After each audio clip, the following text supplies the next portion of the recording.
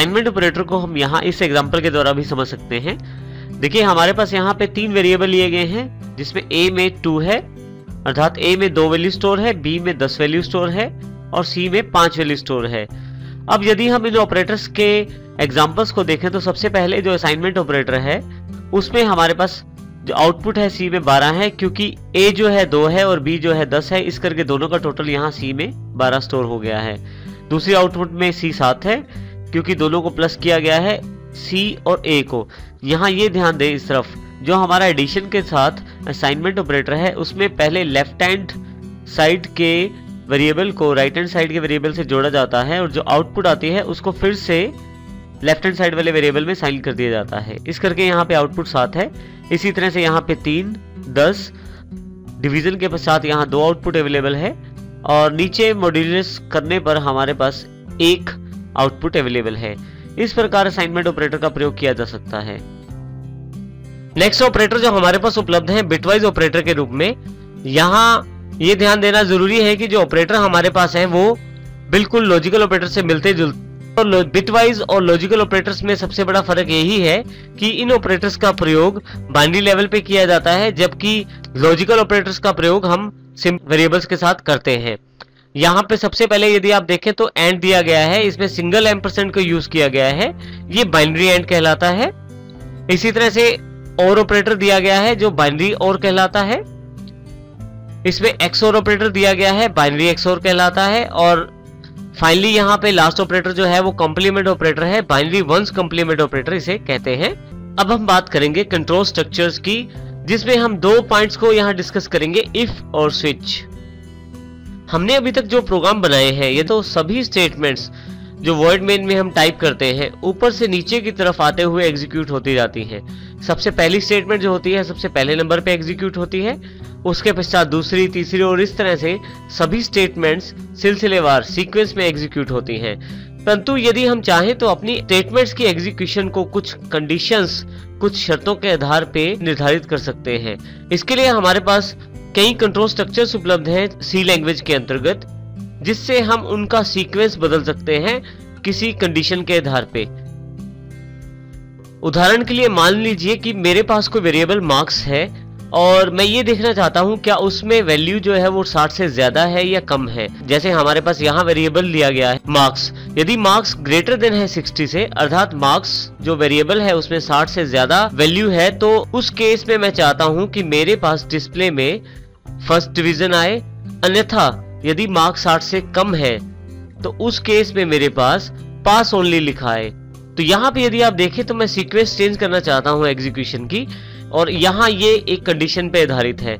यदि मेरे मार्क्स 60 से ज्यादा है तो फर्स्ट डिवीजन, नहीं तो पास ओनली। इसमें सबसे महत्वपूर्ण बात यह है कि कंडीशन के आधार पे मैंने अपनी सीक्वेंस को चेंज करने के लिए इफ का प्रयोग कर सकता हूँ। तो अब हम बात करते हैं इफ के माध्यम से किस प्रकार हम स्टेटमेंट ऑफ एग्जीक्यूशन को चेंज कर सकते हैं। इफ के साथ हम किस प्रकार अपनी सीक्वेंस ऑफ एग्जीक्यूशन को चेंज कर सकते हैं। कंडीशंस के आधार पे यदि मैं अपनी स्टेटमेंट की एग्जीक्यूशन चेंज करना चाहता हूं तो उसके लिए मेरे पास सबसे पहले उपलब्ध है इफ कंट्रोल। यदि हम यहां सबसे पहले वाले बॉक्स में देखें तो इसमें हमारे पास एक कंडीशन अवेलेबल है कि क्या मैं 60 मार्क्स से ज्यादा ले सकता हूं एग्जाम में। यदि हां तो मेरे पास फर्स्ट डिवीजन का रिजल्ट अवेलेबल रहता है, यदि नहीं तो केवल पास का रिजल्ट रहता है। इस प्रकार के डिसीजन, इस प्रकार की कंडीशंस को आप इफ से स्पेसिफाई कर सकते हैं। इसका जो बेसिक स्ट्रक्चर रहता है इफ का, इस बॉक्स में देखें आप। यहाँ पे यदि आप देखें हमारे पास सबसे पहले इफ, फिर राउंडेड ब्रैकेट ओपन और क्लोज होती है, बीच में हम यहाँ कंडीशन मेंशन करते हैं। यदि ये कंडीशन ट्रू होती है तो इफ के नीचे वाला पार्ट एग्जीक्यूट होता है, परंतु यदि ये कंडीशन फॉल्स होती है तो एल्स वाला पार्ट एग्जीक्यूट होता है। इसका ये अर्थ हुआ कि यदि आपके पास एक कंडीशन दी गई है और वो कंडीशन आपको ट्रू आउटपुट देती है तो इफ वाला ब्लॉक चलेगा, अन्यथा यदि कंडीशन दी गई है और कंडीशन फॉल्स होती है तो एल्स वाला ब्लॉक चलेगा। हमारे पास यहाँ नीचे एग्जांपल देखें कोडिंग के रूप में उपलब्ध है। इफ मार्क्स ग्रेटर देन 60, अगर जो मार्क्स है मेरे 60 से ऊपर है तो प्रिंट एफ फर्स्ट डिवीजन, मेरे पास फर्स्ट डिवीजन प्रिंट करवाया जाए, एल्स नहीं तो मेरे पास केवल पास प्रिंट करवाया जाए। कंडीशंस बनाने के लिए आप ऑपरेटर्स का प्रयोग करते हैं और ये जो कंडीशन होती है ये डिसीजन पे बेस्ड होती हैं। जब हम कंडीशन बनाते हैं तो जब कंडीशन लगाई जाती है किसी इफ के साथ तो उसमें दो पार्ट्स में से केवल एक ही पार्ट एग्जीक्यूट होता है, या तो इफ ब्लॉक या एल्स ब्लॉक। दोनों पार्ट एक साथ एग्जीक्यूशन में नहीं आते हैं। और फाइनली इफ ब्लॉक या एल्स ब्लॉक के एग्जीक्यूट होने के बाद जो आपका बाकी प्रोग्राम का फ्लो रहता है वो बिल्कुल वैसे ही चलता है जैसे पहले चल रहा था, या जैसे उसको डिफाइन किया गया है। इसी के साथ ये भी बताना जरूरी है कि इफ में हमारे पास ये देखें लास्ट वाले एग्जांपल जो ब्लैक बॉक्स है, इसमें यदि आप देखें इस एग्जांपल में थोड़ा सा हमने चेंज किया है।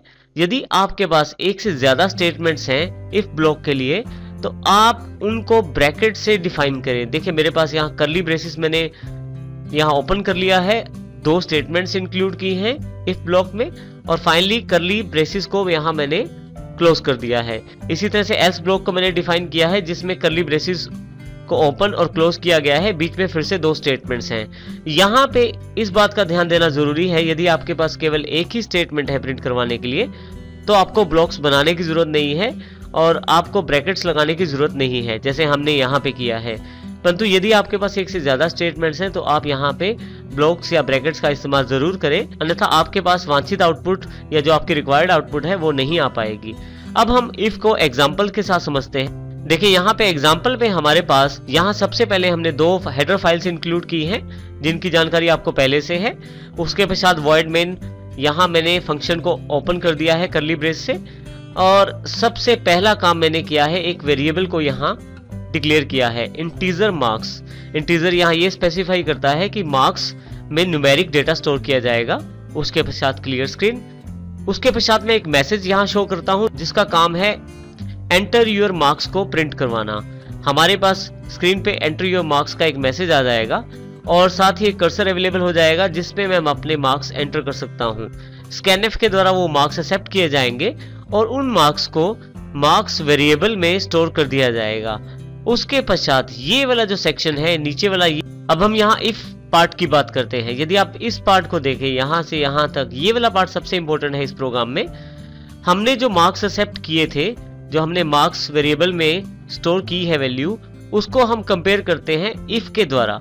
इफ में हम कंडीशन ब्लॉक के अंदर हम यहाँ पे इफ में हम यहाँ पहले कंडीशन स्पेसिफाई करते हैं जो हमने मार्क्स ग्रेटर देन 60 के रूप में की है। इसका अर्थ है यदि मार्क्स ज्यादा है 60 से, यदि ऐसा हो मार्क्स की जो वैल्यू है वो 60 से ज्यादा हो तो ये वाली स्टेटमेंट एग्जीक्यूट की जाए जिसमें हमने एक डिस्प्ले मैसेज लगा दिया है print F you have got first division.